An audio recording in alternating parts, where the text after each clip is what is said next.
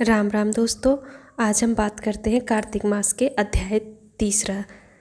कार्तिक मास के तीसरे अध्याय में सत्यभामा पूछती हैं कि कार्तिक मास ही सब मासों में श्रेष्ठ, सब मासों में कार्तिक मास ही आपको अधिक प्रिय क्यों है। तो इसका वर्णन करते हुए भगवान कृष्ण उन्हें सुनाते हैं।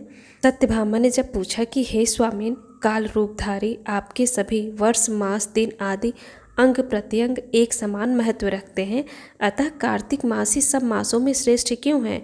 फिर सब तिथियों में एकादशी और सब मासों में कार्तिक मास ही आपको अधिक प्रिय क्यों है। हे देवेश, इसका कारण कहिए। श्री कृष्णचंद्र जी ने कहा, हे प्रिय, तुमने मुझसे बहुत अच्छी बात पूछी। इस विषय में महाराजा वेन के पुत्र पृथु और नारद का संवाद कहता हूँ, उसे एकाग्र मन से सुनो। इसी प्रकार एक समय में नारद जी से राजा पृथु ने प्रश्न किया था और सर्वज्ञ नारद जी ने पृथु को कार्तिक मास की महिमा बतलाई थी। नारद जी ने कहा, हे राजन, बहुत दिन पहले समुद्र का शंखासुर नामक अत्यंत शक्तिशाली और पराक्रमी एक राक्षस पुत्र तीनों लोकों को मथ डालने जीत लेने में समर्थ हुआ। उस शंखासुर ने स्वर्गलोक में रहने वाले देवताओं को जीतकर और इंद्रादि दशों लोकपालों के अधिकारों को छीन लिया। उससे डरकर समस्त देवगण सुमेरु पर्वत की कंदराओं में अपनी स्त्री तथा कुटुंब के साथ उसका अवरोध करते हुए बहुत दिनों तक छिपे रहे।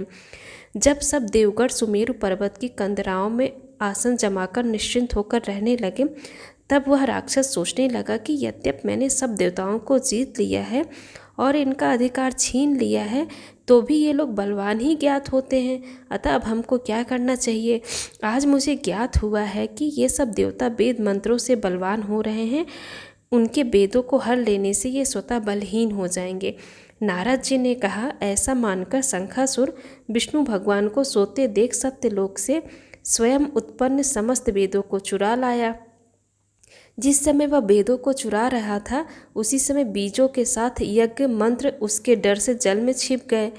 शंखासुर भी वेद मंत्रों और बीज मंत्रों को खोजता हुआ समुद्र के भीतर घूमने लगा, किंतु वह राक्षस उन वेद मंत्रों को एक स्थान पर कहीं भी न पा सका। इसी समय ब्रह्मा जी भी सब देवताओं के साथ पूजन सामग्री और उपहार लेकर बैकुंठ लोक में विष्णु भगवान की शरण में पहुँचे।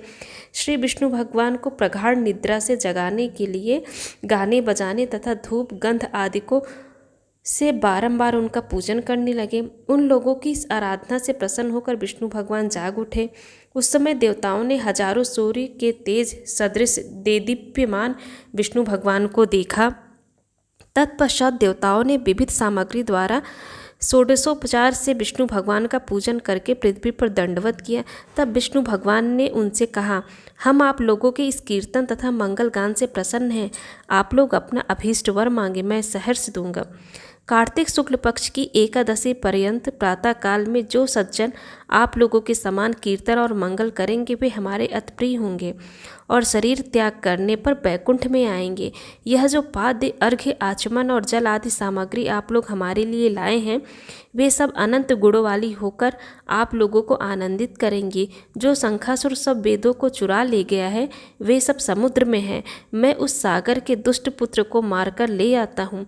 आज से मंत्र, बीज और यज्ञों के साथ चारों वेद प्रतिवर्ष कार्तिक मास में जल में विश्राम किया करेंगे। अब मैं मत्स्य का रूप धारण करके समुद्र में जाता हूँ और अब आप लोग भी सब ऋषियों को लेकर हमारे साथ आवे। इस लोक के जो प्राणी कार्तिक में नित्य प्रातः काल में स्नान करेंगे, वे यज्ञांत में अवभृत स्नान के पुण्य फल के भागी होंगे।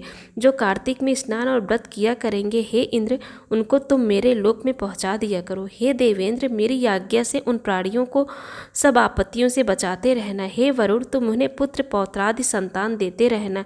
हे धनाधिप कुबेर, मेरी आज्ञा अनुसार तुम उनका धन धान बढ़ाते रहना, क्योंकि इस प्रकार का आचरण करने वाला प्राणी हमारा रूप धारण करके जीवन मुक्त हो जाया करता है। जन्म से लेकर मरण पर्यंत विधि पूर्वक जिसने यह उत्तम व्रत कर लिया, वह आप लोगों का भी पूजनीय है। आप लोगों ने मुझे कार्तिक शुक्ल एकादशी तिथि को जगाया है, इसी से यह एकादशी मान्य है और हमको बड़ी प्रिय है। हे देवता लोग, ये दोनों व्रत विधि पूर्वक करने से प्राणी मेरे समीप पहुँचते हैं। इस प्रकार का न कोई तीर्थ, न कोई व्रत और न कोई यज्ञ ही है जो स्वर्ग दे सके। तो दोस्तों, ये था कार्तिक मास का तीसरा अध्याय, जिसमें विष्णु भगवान शंखासुर ने कैसे, आप लोगों ने सुना शंखासुर ने कैसे देवताओं को पराजित कर दिया था। उसके बाद सब लोगों ने विष्णु भगवान जी से प्रार्थना किया और वो कार्तिक शुक्ल पक्ष की एकादशी थी, इसीलिए एकादशी और ये कार्तिक मास विष्णु भगवान जी को अति प्रिय है। अब नेक्स्ट अध्याय में, चौथे अध्याय में हम नए कहानी के साथ मिलेंगे। तब तक के लिए आप सभी को राधे राधे।